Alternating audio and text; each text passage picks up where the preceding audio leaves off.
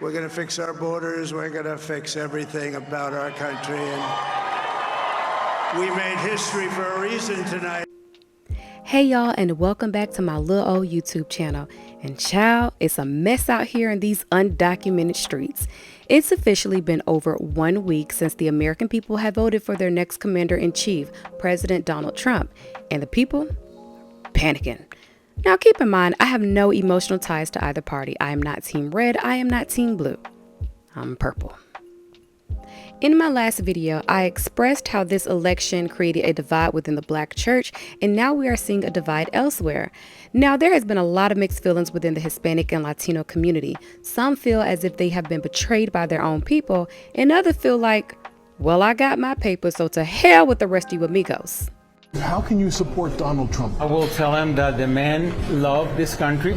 He says Trump speaks about the things he cares about: faith, family, and the economy. I know he's not perfect. I know he's not like the Pope. We believe in, teaching our kids about God, our Christian values, family values. And the Democratic Party is embracing all the woke, left-leaning ideas that it doesn't go with our values. Child sound like he just learned English 5 minutes ago. And while I got y'all on the line, it just always amazes me at how mainstream media took the word woke and completely changed its metaphor that originated in the Black community. If these images do not mean anything to you, then just know that the term woke as it is being used now has been completely manipulated than when y'all were introduced to it. Being woke was a grand awakening of oneself and being proud of being a person whose descendants came from the beautiful continents of Africa and non-conforming to European ideologies. But back to the lesson plan at hand. Donald Trump recently announced his new border czar, Tom Homan, and this man has been about that deportation life for a very long time. Because you or no one else in this room has seen what I've seen in my 34 years. You didn't stand in the back of a tractor trailer shot by 19 dead aliens that suffocated to death because the smuggler didn't care, including a 5-year-old boy. What do you think his last 30 minutes were like? I was there. I seen it, I smelled it, I saw it, and I had a 5-year-old boy at the time, and it changed me for the rest of my life. I've seen people who couldn't pay their smuggling fees get stabbed in the face 22 times. 31% of the women are being raped crossing this border. Children are dying. Cartels are getting rich. Why am I angry? Because you haven't done anything to fix it. Nothing. A lot of people are assuming that it's Trump they have to worry about. But baby, this is Tom Homan's jam, and Donald Trump will give him as much authority over deportation as the law and funding will allow. Some are assuming they're safe because they're coming for the quote-unquote criminals. But in the eyes of the law and the Trump administration, crossing the border illegally is already a criminal offense within itself. Absolutely serious. And when you talk about mass deportations, people think, oh, it's just going to be the criminals. There's not enough criminals, aliens in the federal prison system for it to be mass deportations. What it means is grandmothers. What it means is brothers and Child, I looked all over and could not find one lie. So from my countless video watching that I've seen during and after the election, many have come to terms with the reality of what's a possibility to come. And then there are those who are not taking Donald Trump seriously at all. Do I think we are going to have the largest mass deportation event in U.S. history? No. No, I do not. I think we have to take Trump seriously and also remember that he is full of shit. I think that there will be significant deportations, but I don't think that Trump will care whether or not it reaches the 10 million or whatever in numbers that he said it would. I do not 100% disagree with sis. However, we better take a trip back down memory lane. According to ABC News, between 2009 and 2015, Obama administration removed more than 2.5 million people through immigration orders, which doesn't include the number of people who self-deported or returned to raid and or returned to their home country at the border by U.S. Customs.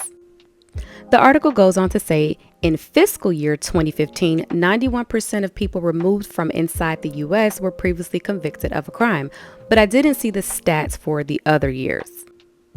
And now Donald Trump has way more support than he did back during his first term.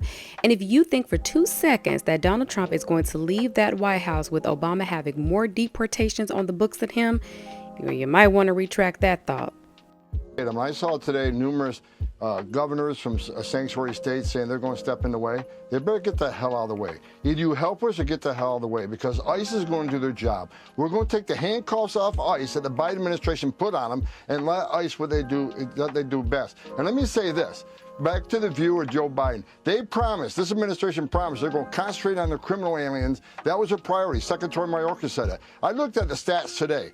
The removal of criminal aliens is down 74% from President Trump. We have more criminals here than we ever had. So we got plenty of targets out there, and the men and women of this new administration are going to go look for them. They're going to look for them in sanctuary cities. The sanctuary cities don't want to help, get out of the way. I'll double the workforce in that sanctuary city. We're going to do our job. Despite the politics, we're doing it. So get used to it, because we're coming. Even Sean Hannity wanted to input his little 2 cents and stated, if you don't want to self-report deport, then you will never be given an opportunity at citizenship, and when you leave, you will never be invited back. You will never be able to apply to come into the country.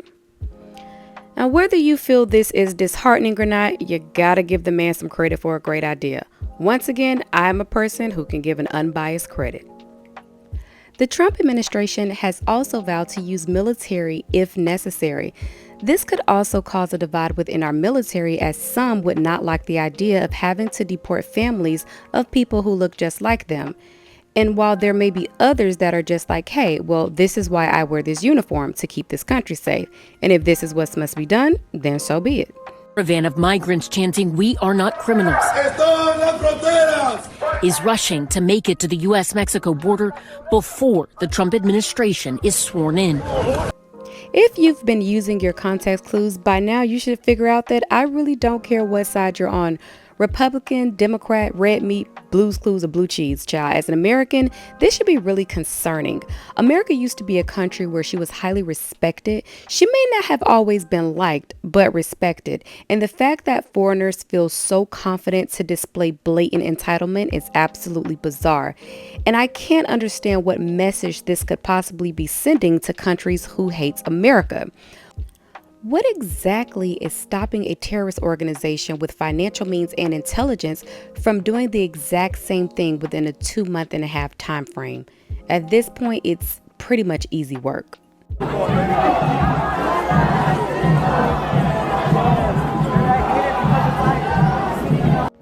Now, I usually mind my business, but to my Latino/Hispanic community that have full citizenship here in the U.S., I know y'all want to lead y'all's people to the promised land, and I understand, because baby MLK had a dream for us too. But listen, a lot of people on both sides really believe that Trump wants to be a dictator. They say he is a narcissist with a godlike complex. And if people really feel this way and believe this, then why would you unnecessarily expose your people on what you know will be a viral video? I'm wondering, are you attempting to do this after the inauguration? Because if so, best believe Tom Homan is going to be there ready to greet them with any force as he sees fit.